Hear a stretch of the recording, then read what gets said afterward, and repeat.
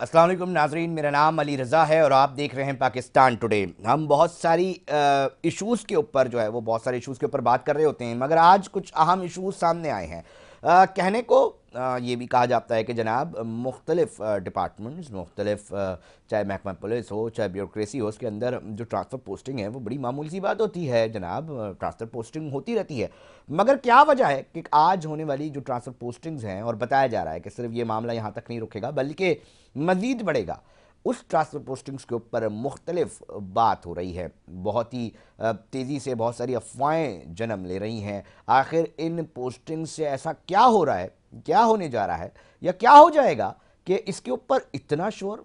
क्या इंतज़ामी मामलात हैं या कोई सियासी मामलात बनने जा रहे हैं? क्या कोई झगड़ा है या किसी को लगाम देने की ठान ली गई है? इसके ऊपर आज हम बात कर लेते हैं। हमारे साथ चीफ रिपोर्टर हैं असद जैदी साहब, उन्होंने हमें टेलीफोन लाइन ज्वाइन किया, और साथ साथ सीनियर वाइस चेयरमैन हैं आबाद के, जो तमाम स्टेक होल्डर्स हैं, तमाम बिल्डर्स कम्युनिटी के, सैयद अफजल साहब, उनसे भी हम बात करने की कोशिश करेंगे। पहले असद जैदी साहब की तरफ आते हैं। असद जैदी साहब, क्या है मामला, क्यों शोर मच रहा है इतना? ऐसा क्या हो गया? लेटर्स निकलते हैं, फलाना साहब ट्रांसफ़र होकर फलाना कुर्सी पे बैठ जाते हैं, नहीं होता, कहीं बी कंपनी के ऊपर भी चले जाते हैं पुलिस अफसरान, मगर इस पे इतना शोर क्यों है?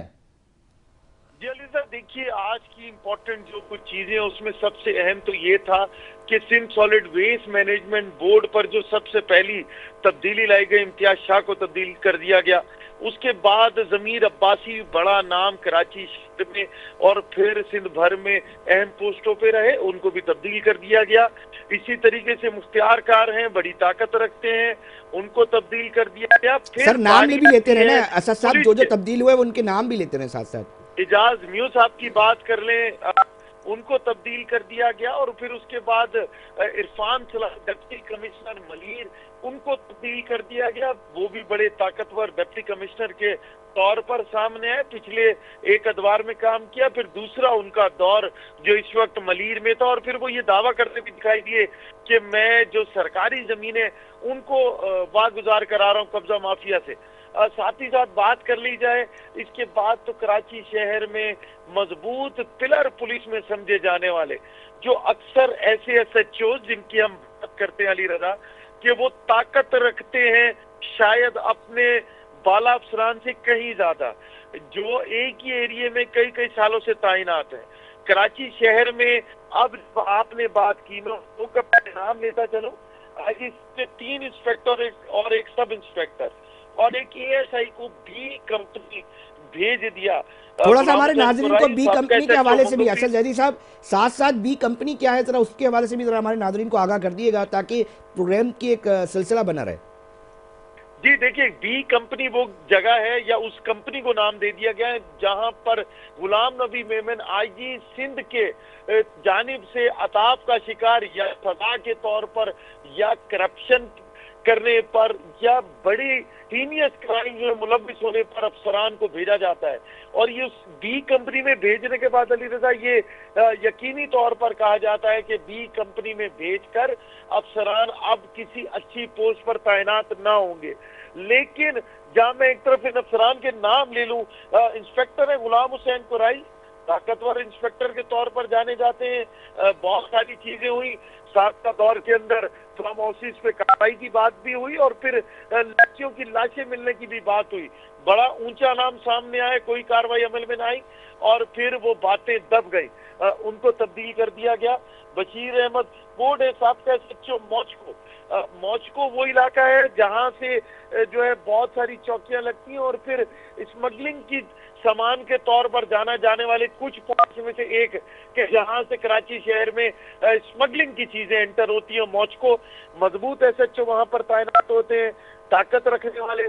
और फिर बशीर रोड भी साबका एसएचओ मौजको के बाद बात कर ली जाए, नसीर तनोली है साबका एसएचओ बोर्ड बेसन है, कई सालों से एक ही जगह पर तैनात है, कभी बोर्ड बेसन जाते हैं पढ़ते हैं तो फिर वापस बोर्ड बेसन ही आते हैं। और उनके लिए कहा जाता रहा कि बोर्ड बेसन के दूध में जो एक बड़ा बेंगलो मौजूद है या एक बड़ा सियासी हब मौजूद है, उस सियासी हब की के तौर पर जाने जाते हैं, ताकतवर एसएचओ के नाम पे। आप जिस बंगले या जिस जगह के इशारा करते बताते जा रहे हैं असद जही साहब, क्या तमाम दीगर जो भी अफसरान या जो एसएचओ हटे हैं, क्या उनका बराह रास्त उन्हीं से ताल्लुक था या किसी और से भी ताल्लुक था, या एक रैंडम कार्रवाई है? थोड़ा सा इसको भी हिस्सा बना लेते हैं प्रोग्राम का। देखिए अली रजा, अगर बात कर ली जाए कि रैंडम कार्रवाई होती तो चुन चुन के ना की जाती। किसी एक इलाके की नहीं है कि डीआईजी ने निकाल दिया या डीआईजी ने सस्पेंड कर दिया या कोई इंक्वायरी के अंदर चलेगा, नहीं। ये सिर्फ रैंडम तौर पर चुने गए। ये जितने मैंने आपसे नाम लिए, ये रैंडम तौर पर चुने गए। किसी खास ग्रुप के आप कह रहे हैं कि ब्लॉक के जो हैं चहीते थे, या आप ये कह रहे हैं कि उनके साथ वेल कनेक्टेड थे, उनको हटाया गया? बिल्कुल ऐसा ही है। हो देखिए, मैं इंस्पेक्टर हैं आजम हुसैन राजपुर, बड़ा नाम है कराची शहर का, एसएचओ क्लिफ्टन थे साबिक एसएचओ, वो भी इसी बी कंपनी भेजेगा। और फिर आखिरी नाम है हादी बख्श बलोच, जो कि साबिक चौकी इंचार्ज खुदा की बस्ती है डिस्ट्रिक्ट वेस्ट, वो भी यहाँ भेजेगा। अब आपकी बात का मैं जवाब देता चलूं अलीजा, देखिए कराची शहर में जब भी तब्दीली हुई और फिर तब्दीली के नाम पर एसएचओ को हटाया गया या बुलाया गया या बी कंपनी भेजा गया, उस वक्त गुलाम नबी मेमन साहब भी कहते दिखाई दिए कि जो बी कंपनी जाएगा नहीं आएगा। लेकिन फिर हमने देखा बी कंपनी में भेजे गए लोगों में भी लोगों को चुना गया, एसएचओ वापस लगाया गया। देखिए अगर पुलिस की बात कर ली जाए, उनका मौकिफ सुना जाए, तो वो कहते हैं कि हमारी क्या गलती है कि अगर किसी को बाहर से लाकर आबाद कर दिया गया, अगर किसी को लाकर और उसकी स्क्रूटनी नहीं की गई, किसी इलाके में बिठा दिया गया और क्राइम की रेशो बढ़ गई। बहुत सारे सवाल, बहुत सारे जवाब। लेकिन आज कराची शहर में देखिए, या तो सिस्टम सिमटने जा रहा है या फिर चेहरों की तब्दीली करके, और ये बताया जा रहा है कि हो सकता है कि कोई बाला अफसर। मगर असद जही साहब सवाल ये भी असद जही साहब जन्म लेते हैं कि सिस्टम के अंदर भी आपसी लड़ाइयाँ भी हैं। सिस्टम के अंदर ये भी बात की जा रही होती है कि जनाब मुख्तलिफ ग्रुप्स भी हैं, और क्या ऐसा मुमकिन है कि किसी लड़ाई झगड़ा जो सिस्टम के अंदर ही जो है वो जारी हो, उसका कोई खमियाजा भुगतना पड़ा हो इन अफसरान को? क्या ऐसा मुमकिन है? जी अली रजा, बिल्कुल ऐसा मुमकिन है। यही मैं आपको बता रहा था, बताता चलूं आपको कि देखिए, हो सकता है कि किसी ऐसे शख्स जिसके शेल्टर में ये सब लोग काम करते हो, बेशतर अफसरान जिनका नाम लिया गया, तो हो सकता है उनकी नाराजगी हो। ये भी सकता है कि हमने पिछले अदवार में बहुत सारे सिस्टम से नाम जुड़े हुए सुने, देखे, और फिर हमने भी देखा कि डिस्ट्रिक्ट तकसीम किए हुए। अच्छा असद साहब डिस्ट्रिक्ट के ऊपर मैं बिल्कुल आऊंगा और मजीद इसके ऊपर बात करेंगे। साथ ही रहिएगा, सीनियर वाइस चेयरमैन है आबाद के सैयद अफजल हमीद साहब, हसन बख्शी इनके चेयरमैन भी हैं आबाद के, और हमने देखा था कि हसन बख्शी जो है वो बहुत ज़्यादा ब्लंट होकर बात कर रहे थे। इसी हवाले से बहुत मुख्तलिफ प्लेटफॉर्म हमारे ही प्रोग्राम में सबसे पहले ये बात उठाई गई थी। हम अफजल साहब से भी जानने की कोशिश करेंगे। सर, आमिर चीफ साहब से भी आप लोगों की मुलाकात हुई थी, तमाम ताजरों की, अभी हालिया पिछले कुछ दिनों पहले। क्या ये उसकी आप समझते हैं कि उसकी कोई कड़ी है कि अब नताइज आ रहे हैं, या मामला कहीं कोई और है, या हो सकता है? अफजल साहब, बहुत शुक्रिया K21 का, और आपने इस प्रोग्राम में मुझे बात करने का मौका दिया। देखिए, बात यह है कि ये आपने भी इसमें गुफ्तगू में बताया कि ये एक इंतजामी मामलात के हवाले से ट्रांसफर पोस्टिंग जो है वो एक रूटीन का हिस्सा है और ये होती रहती हैं। अब आप जो मुझसे बात करना चाह रहे हैं कि मेरा इसमें क्या ओपिनियन है कि क्यों ये ट्रांसफर पोस्टिंग हुई है, देखें जाहिर है कि हम कोई, मैं तो जर्नलिस्ट है और ना ही कोई ऐसे इदारे से ताल्लुक है कि हमें कोई ऐसी इंफॉर्मेशन हो कि ये बिल्कुल ऐसा ही है, सिस्टम की वजह से ये सारी तब्दीलियां की गई हैं। देखिए, हुकूमत का काम तो गवर्नेंस का है ना, हुकूमत का काम गवर्नेंस कायम करना है। तो प्रॉब्लम मसला यह है कि हमें लगता है यह है कि हुकूमत जो है वो अपने आप को रियासत से बड़ा समझती है कहीं कहीं। तो जब वो अपने आप को रियासत से बड़ा समझती है तो वो इस तरह के फैसले वहां से हो रहे होते हैं जिसके नतीजे में खामियां और खराबियां पैदा होती हैं। अगर आप हमारे कारोबार से मुतालिक बात करेंगे, बिल्डर डेवलपर बिजनेस के बैकग्राउंड में बात करेंगे, तो जाहिर है हमारे साथ 2-3 मसाइल सबसे ज्यादा बड़े होते हैं। लैंड ग्रैबिंग का मामला सबसे ज्यादा है, लॉ एंड ऑर्डर के इश्यूज होते हैं, और बिजनेस कम्युनिटी के तहफ़्फ़ुज़ का मामला है। तो इसमें कोई दो राय नहीं है कि आर्मी चीफ साहब जब भी कराची का दौरा कर रहे हैं, बिजनेस कम्युनिटी उनके सामने अपने तमाम इशूज और अपने तमाम मसाइल जो है बड़ा ये वाली बात भी आई थी अफजल साहब के इस जो आखिरी मुलाकात हुई थी, जो लेटेस्ट मुलाकात हुई थी, उसके अंदर बाकायदा तौर पे नाम दिए गए थे ताजिर खड़े होकर रो रहे थे कि जनाब हम कैसे लाएं पैसा। क्या ये बात सच है? नाम तो उर्फ आम में है। देखिए बात सर फिर भी लिखवाए गए थे बाकायदा तौर पे कि सर ये देखें सर ये नाम इस डिपार्टमेंट में, ये नाम है इस डिपार्टमेंट में। मुझे बात करने दें जी, मैं तो अपनी बात करूंगा ना, आपके अपने अल्फाज में बात करूंगा। बिल्कुल मेरी बात को समझे, अपना मौकफ, मुझे अपना मौकफ बदल देने दें। बिल्कुल बिल्कुल बिल्कुल। देखिए ग्राउंड रियलिटी को ना ज्यादा समझना चाहिए। सिस्टम के नाम पे बहुत सारी चीजें चल रही हैं। मेरी अपनी जाती राय में तो सिस्टम के अंदर बहुत सारे सिस्टम है। बिल्कुल। तो हम जब बड़े सिस्टम को नुमाया करते हैं, बड़े सिस्टम को चलाने वाले लोगों के नाम लेते हैं, अगर वहां से कोई चीजें रुकती हुई नजर आती है तो, लेकिन ग्राउंड रियलिटी में वो चीजें वहां उस तरह रुक नहीं रही होती। आप तो अभी भी जो ट्रांसफर पोस्टिंग में जो लोग अभी भी ट्रांसफर हुए हैं, इसमें से आप चाहे मुख्तार कार का नाम लें, चाहे और इदारों के लोगों का नाम लें, ये सारे लोग मुलव्विस हैं, क्या कहते हैं, कब्जों में। ये सारे लोग मुलव्विस हैं, जो है वो जमीन के कब्जों में मुलव्विस हैं, लैंड रिकॉर्ड्स को तब्दील करने में मुलव्विस हैं। इसमें तो कोई दो राय है ही नहीं। तो लेकिन असल इशू यहाँ पे जाके खत्म नहीं होता। खत्म होने के, इसको अगर पूरी सूरत हाल को समझना है तो इनसे मुतालिक जो इदारे हैं उनके अंदर जो ये काम हो रहे हैं उसमें से हर लेवल तक चीजों को समझना होगा। कहीं पे 14-15 ग्रेड का आदमी वो काम कर रहा है जिसका आप बड़ा सिस्टम का वो हिस्सा बना हुआ है, या नहीं भी है तो सिस्टम के नाम के साथ वो काम कर रहा है। असल मसला मेरे नजदीक गवर्नेंस का है, उन इदारों का है जिन इदारों की जिम्मेदारी है। आर्मी चीफ साहब की बिल्कुल वाजे, बिल्कुल ये पैगाम है, ये लाइन है, और उसके बाद यहाँ पे कराची में उसके ऊपर चीजों पे जाहिर आगे काम होना शुरू हुआ है। थोड़ा बहुत रिलीफ मिला है, कुछ चीजों में कमी आई है, लेकिन ये तमाम मामलात मसाइल का हल नहीं है। तमाम मामलात मसाइल तभी हल होंगे कि हुकूमत को भी अपनी जिम्मेदारी पूरी करनी होगी, इदारों को भी अपनी जिम्मेदारी पूरी करनी होगी। जी आप वजह फरमा रहे हैं, मेरे एक सवाल का और जवाब दीजिएगा। आप लोग यकीनी तौर पे सिर्फ कराची या सिंध के अंदर तो काम नहीं कर रहे होते, आप इस्लामाबाद में भी काम कर रहे होते, आपकी कम्युनिटी वहाँ पर भी इसी तरह की चीजों का सूरत हाल का सामना करना पड़ता है। अगर आप लाहौर में काम करें, चलें केपी के और दीगर इलाकों की भी बात कर लें। नहीं, मेरा ख्याल है ऐसा नहीं है। देखिए ये ज्यादातर मामलात कराची और सिंध में इस तरह के ज्यादा मामलात हैं। पाकिस्तान में अगर लाहौर, इस्लामाबाद, बड़े शहरों की बात करें तो वहाँ पे इस तरह की चीजें नहीं है।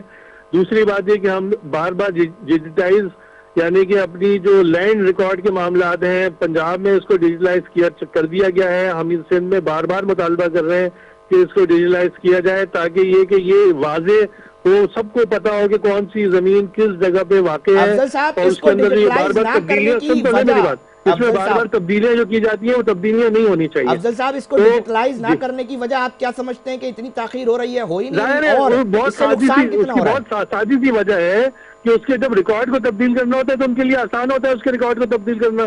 कभी वो जलवा दिया जाता है, कभी जल जाता है और उसको वो तब्दील कर लेते हैं।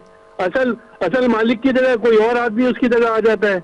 तो ये पूरा एक निजाम जो बना हुआ है, जब तक ये खत्म नहीं होगा, इसमें ट्रांसपेरेंसी नहीं आएगी, ये इश्यूज मसाइल बने रहेंगे। मैं समझता हूँ कि इसमें हुकूमत का भी काम है, रियासती इदारों का भी काम है, और हमारी भी जिम्मेदारी है, और आपकी भी जिम्मेदारी है। आप लोग भी शहर की भी नुमाइंदगी करते हैं, इस मुल्क की भी नुमाइंदगी करते हैं।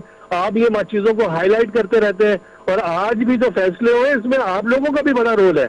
और आप समझते हैं कि आपके हाईलाइट करने की वजह से होता है, इसमें कोई दो राय नहीं है। बहुत शुक्रिया अफजल साहब। बस मुझे थोड़ा सा ये भी बता दीजिएगा कि इन केस, क्योंकि हम ये बातें भी सुन रहे थे कि जी बिजनेस कम्युनिटी नाराज़ होकर या वो अपने प्रॉपर बिजनेस अपॉर्चुनिटीज़ नहीं देखने की वजह से दुबई की तरफ शिफ्ट हो रही है। बहुत सारी इतलात आ रही थी, बड़े लेवल पर लार्जर स्केल पर दुबई जाया जा रहा है।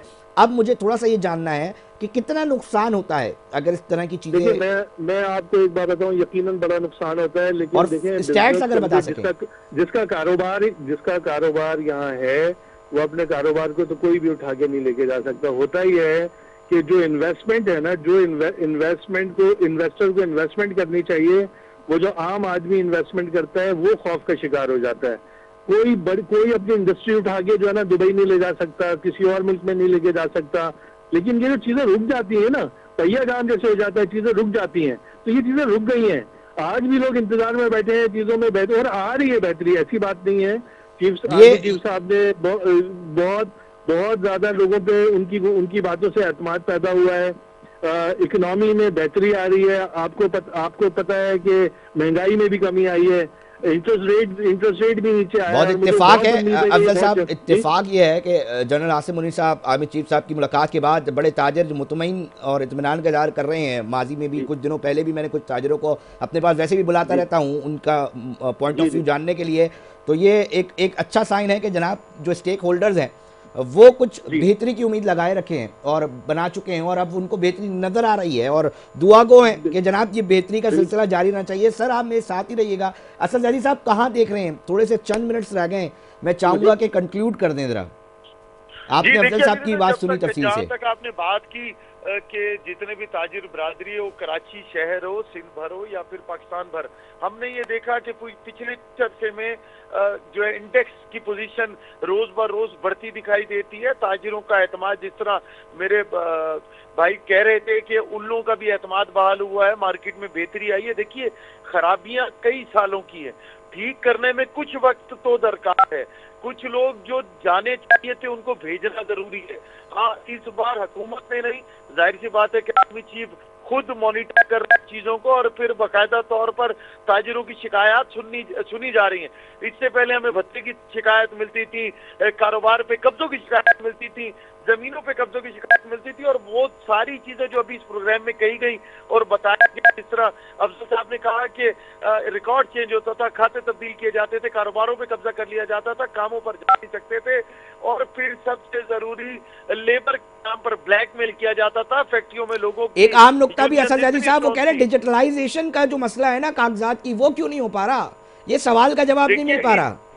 देखिए अगर मैं कुछ महकमों की बात कर लूं, केडीए ने कंप्यूटराइज करने की तरफ कदम बढ़ाया, केडीए तकरीबन कंप्यूटराइज हो चुका है, केएमसी में अभी तब्दीली जरूरी। जिस बात की तरफ ये इशारा कर रहे हैं अफजल साहब, वो बिल्कुल जमीनों के कागजात को, यानी कि जो खाते हैं उनको कंप्यूटराइज करना, तो ये तो बहुत जरूरी है।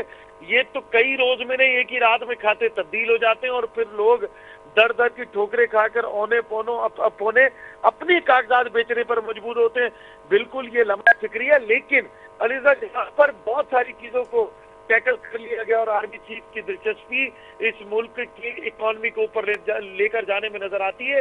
उस दिलचस्पी को कायम रखते हुए यकीनी तौर पर आने वाले दिनों में हम देखेंगे कि इन कागजात को भी कंप्यूटराइज कर दिया जाएगा, जिस तरीके से पंजाब और दीगर जगहों पर कंप्यूटराइज हुए, यहाँ पर भी ये प्रोसेस बहुत शुक्रिया, कर दिया बहुत शुक्रिया। असद जैदी साहब चीफ रिपोर्टर तफसीली इस मामले के ऊपर आपसे गुफ्तगू कर रहे थे, आपको नाज़रीन बता रहे थे और साथ साथ सीनियर वाइस चेयरमैन आबाद भी हमारे साथ मौजूद थे और वो बता रहे थे, अपना दुखड़ा रो रहे थे। मगर एक अच्छी चीज़ ये है कि वो कहते हैं कि जनाब हमें उम्मीद की किरणें अब नज़र आने लग गई हैं, हमें अब एक एतमाद है जो हमारा बहाल होना शुरू हो गया है। और वो ये फरमा रहे थे कि जनाब इसमें आर्मी चीफ साहब की जो है वो बड़ी एक अहमियत है। जिस तरह वो आ रहे थे, ताजिरों से मुलाकात कर रहे थे और यकीनी तौर पे इसका क्रेडिट, एक अहम क्रेडिट जो है वो देते दिखाई दे रहे हैं। नाज़रीन प्रोग्राम ने वक्त हुआ एक ब्रेक का, ब्रेक पे जा रहे हैं मगर साथ जुड़े रहिएगा। बहुत ही अहम इशूज़ के ऊपर इस प्रोग्राम में बात होती है, डिटेल में बात होती है और कोशिश होती है कि उधर इस प्रोग्राम में मुंतखब नुमाइंदों से उसी हल्के और उन्हीं इलाकों से उनको बुलाया जाए, उनसे पूछा जाए। जनाब तो पीआईबी के इलाके को थोड़ा सा डिस्कस करेंगे आज प्रोग्राम में, हमारे साथ जुड़े रहिएगा। ब्रेक पे जा रहे हैं मगर वापस आते हैं।